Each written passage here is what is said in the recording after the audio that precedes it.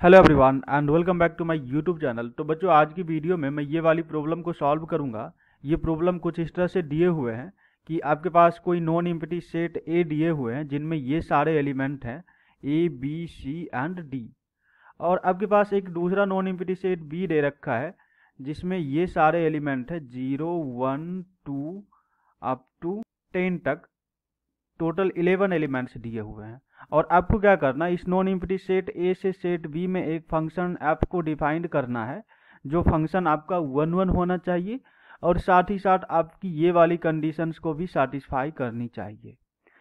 तो देखो यहाँ से मैं क्या बोल सकता हूँ, हमारा जो F A F B F C and F D है, इन सब का वैल्यू क्या हो सकता है। इन सब का जो वैल्यू होगा ना वो 0 से 1 2 3 अप टू 10 कुछ भी हो सकता है। बाकी सारा का वैल्यू भी सेम होगा, 0 से लेके 10 तक कुछ भी हो सकता है। बट यहाँ पे एक चीज नोटिस करने वाली बात है कि हमारा जो फंक्शन है ना वो क्या है, 1 1 फंक्शन है। मतलब अगर आपका ए सपोज इस 0 से जुड़ गया तो हम बी सी एंड डी का जो वैल्यू है ना वो 0 नहीं ले सकते हैं। अगर आप इन सब का भी वैल्यू 0 लोगे तो ये कुछ ऐसा मैपिंग हो जाएगा आपका, और हमारा जो फंक्शन होगा ना ये 1 1 नहीं रह जाएगा, फिर इस केस में मेनी 1 हो जाएगा। तो मतलब यहाँ से हमने क्या ऑब्जर्व किया कि एफ ए हो, एफ बी हो या फिर एफ सी हो, उन सब का डिफरेंट डिफरेंट वैल्यू होना चाहिए, तभी वो हमारा 1 1 फंक्शन हो। और अपने पास ये वाली कंडीशन भी दे रखी है, तो इस कंडीशन को आइए मैं थोड़ा ढंग से लिख लेता हूँ। तो ये आपका क्या हो जाएगा, 3 FC plus 2 FA plus FD, ये किसके इक्वल है, ये आपके FB के इक्वल है। तो देखो, जब भी आपके पास ऐसा कुछ सिचुएशन बने ना तो सबसे पहले आप लोग क्या कीजिए कि इसमें जिसका भी सबसे बड़ा कोफिशिएंट है ना उसको 0 के इक्वल रख लो, क्योंकि हमें चीज़ों को एनालाइज करने में आसान होगी। तो यहाँ से मैं क्या करता हूँ, हमारा जो ये FC है और इसके बाद अपना क्या हो जाएगा, अपना ये FB है, इसी सॉरी ये FA हो जाएगा क्योंकि इसका कोफिशिएंट 2 है, और इसके बाद बाकी जो बचा हुआ है ना उसका कोफिशिएंट इक्वल इक्वल है, तो इसको ऐसा ही रहने दो। तो अभी मैं यहाँ पे क्या करता हूँ, हमारा जो FC है ना इसको मैं 0 रख लेता हूँ और इसको 1 रख लेता हूँ। तो अब इन दोनों की हेल्प से ये वाली पार्ट का वैल्यू को एनालाइज करता हूँ। तो देखो, जब आपका FC 0 हो जाएगा और आपका FA 1 हो जाएगा तो यहाँ से आपको क्या मिल जाएगा, 2 प्लस FD, जो किसके इक्वल हो जाएगा, आपके FB के इक्वल होगा। तो यहाँ से अपन क्या बोल सकते हैं कि हमारा जो FD का वैल्यू होगा ना वो किसके किसके बीच लाइज करेगा। देखो, हमें एक चीज पता है कि हमारा जो FB का वैल्यू होगा ना वो 0 1 2 3 अप टू 10 में से ही कुछ होगा, मतलब ये 10 से ज़्यादा नहीं होगा। तो यहाँ से मैं क्या बोल सकता हूँ, हमारा जो FD का वैल्यू होगा ये क्या होगा, अपना 8 के बीच लाइज करेगा, मतलब 8 से ज़्यादा नहीं होगा। तो ये वैल्यू आपका क्या हो सकता है, 0 हो सकता है, 1 हो सकता है, 2 हो सकता है, 3 हो सकता है, 4 हो सकता है, 5 हो सकता है, 6 7 और 8 हो सकता है। इनसे ज़्यादा कुछ तो होगा नहीं। बट मैंने स्टार्टिंग में आपको क्या बोला था कि सपोज FC का वैल्यू 0 हो गया तो बाकी किसी और का वैल्यू 0 नहीं होना चाहिए। तो यहाँ से ये वाला पार्ट क्या होगा, नहीं हो सकता है। यहाँ पे देखो FA का वैल्यू 1 हो चुका है तो मतलब FD का वैल्यू भी 1 नहीं हो सकता है। तो यहाँ से एक्सेप्टेबल वैल्यू जो होगा ये सिर्फ इतना हो जाएगा, 2 to 8, मतलब टोटल 7 वैल्यू होंगे जो एक्सेप्टेबल हो गए। तो यहाँ से अपने को क्या मिल गया, 7 डिफरेंट पेयर मिल गया, बेसिकली कुछ इस टाइप का, 0 1 2 0 1 3। इसी तरह से आप लिखते जाओगे तो आपको क्या मिलेगा, 0 1 8। मतलब ये 7 डिफरेंट टाइप्स का वैल्यू मिल गया जो क्या बनाएगा, 1 1 फंक्शन बनाएगा और साथ में इस कंडीशन को सेटिस्फाई भी करेगा। आई होप सबको ये चीज़ समझ में आई होगी, क्योंकि यही बहुत ही इंपॉर्टेंट चीज़ है। अगर आपको ये चीज़ समझ में आ गया ना तो ये प्रॉब्लम ही खत्म हो गया, क्योंकि इसके बाद इसी स्टेप को मैं बार बार रिपीट करके लिखने जा रहा हूँ। तो देखो, इसी तरह आप लोग हमें ये बताओ कि अगर मैं FC को 0 ही रहने दूं और इसको 2 रख दूं तो इस केस में इसका वैल्यू क्या होगा। तो देखो, ये वाला पार्ट आपका क्या है, 0 ही रहेगा और ये वैल्यू अभी क्या हो जाएगा, आपका 2 हो जाएगा। अगर ये 2 होगा तो आपका ये यहाँ से क्या बोल सकते, ये इक्वेशन कुछ ऐसा आ जाएगा ना, 4 प्लस FD, और ये FB के इक्वल होगा। यहाँ पे फिर से वही लॉजिक लग जाएगा कि हमारा जो FB होगा वो कहाँ से बड़ा नहीं होना चाहिए, 10 से बड़ा नहीं होना चाहिए। तो मतलब इसका एक्सेप्टेबल वैल्यू 0 1 अप टू कहाँ तक चला जाएगा, 6 तक। और यहाँ पे देखोगे ना तो 0 और 2 का हमने यूज कर लिया है, इसलिए ये दोनों वैल्यू यहाँ से क्या हो जाएगा, रिजेक्ट हो जाएगा। मतलब यहाँ से यही सारे एक्सेप्टेबल वैल्यू होगा ना, 1 3 4 5 6, मतलब यहाँ से अपने को 5 डिफरेंट टाइप के फंक्शंस मिल जाएंगे। इसी प्रकार मैं इसकी बात करूँ, यहाँ पे अगर मैं 3 ले लूँ तो ये क्या हो जाएगा आपका, देखो जब आप इसको 0 रखोगे और इसको 3 रखोगे तो ये आपका हो जाएगा 6 प्लस एफ डी, जो कि एफ बी के इक्वल होगा। और यहाँ पे फिर से मैं वही बात बोलूँगा कि हमारा एफ बी 10 से ज़्यादा नहीं हो सकता, इसलिए जो इसका एक्सेप्टेबल वैल्यू होगा 0 होगा, 1 होगा, 2 होगा, 3 होगा और 4 होगा। और आप देखोगे ना तो 0 और 3 का यूज मैं यहाँ पे कर चुका हूँ, इसलिए ये दोनों वैल्यू को क्या करूँगा, रिजेक्ट कर दूंगा और अपने पास यहाँ से क्या आ जाएगा 1 2 4, मतलब टोटल 3 ही वैल्यू होगा इस केस में। और अगर मैं एफ ए को 4 लूँ और इसको 0 लूँ तो इस केस में इसका वैल्यू क्या आ जाएगा, ये आपका आ जाएगा 8 plus F D is equal to F B. और यहाँ से एफ डी का वैल्यू क्या क्या हो सकता है, एक तो आपका 0 हो सकता है, 1 हो सकता है और 2 हो सकता है। और 0 का देखो हमने स्टार्टिंग में ही एफ सी के लिए यूज कर लिया है, इसलिए हम लोग यहाँ पे क्या यूज कर सकते हैं, सिर्फ 1 और 2, तो यहाँ से आपका 2 वैल्यू आ गया। और अगर मैं इसके जगह 5 लेके चेक करूँगा ना तो देखो ये तो आपका 0 होगा और आपके ये 5 हो जाएगा, तो ये क्या आ जाएगा 10 plus F D is equal to F B. और हमें पता है कि एफ बी का वैल्यू क्या है, मैक्स टू मैक्स 10 है, तो 10 प्लस एफ डी 10 के इक्वल कब होगा, जब आपका ये 0 होगा। अगर आप इसको 0 लोगे तो आप पहले भी एक 0 ले चुके हो, तो हमारा फंक्शन क्या हो जाएगा, मेनी 1 हो जाएगा, इसलिए ये वाला केस पॉसिबल ही नहीं होगा यहाँ पे। तो इसके क्रॉसपॉन्डिंग टोटल इतने 1 1 फंक्शंस आ जाएंगे। इसी चीज को मैं चाहूँ तो ऐसा भी लिख सकता था ना, स्टार्टिंग में 0 को आप 1 रख दूँ और फिर से आप इसको किस पे चेक करो, 0 पे चेक करो एक बार, फिर से एक बार इसको आप 1 पे चेक करो, फिर से इसको एक बार आप 2 पे चेक करो, सेम वही स्टेप को बार बार रिपीट करो।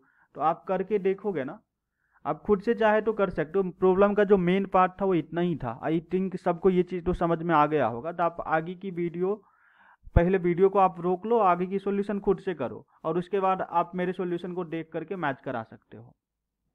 तो आगे मैं क्या करूँगा, आगे कुछ नहीं है, सिर्फ कैलकुलेशन है। तो इसको मैं अभी क्या रखूँगा, इसको मैं 1 रखूँगा, इसको 0 रखूँगा।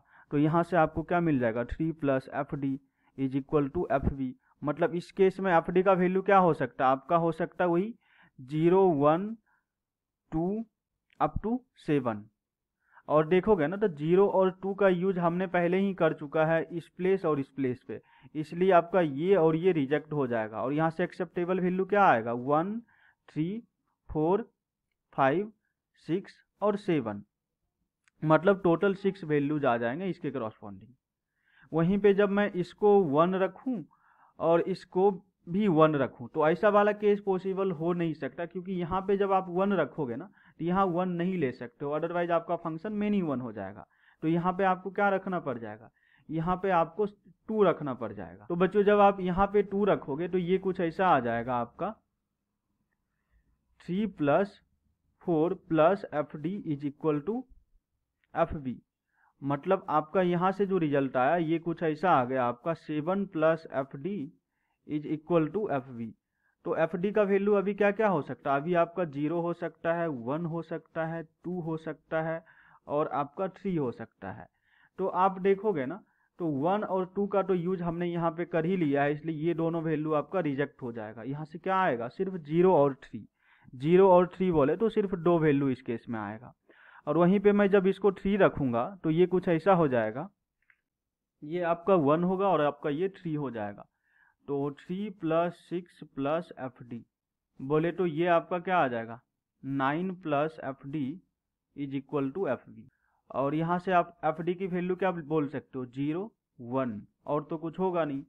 और देखो यहाँ पे 1 है, यहाँ पे 3 है, मैंने सिर्फ ये दोनों का यूज किया है, तो यहाँ से एक्सेप्टेबल वैल्यू ओनली 0 होगा।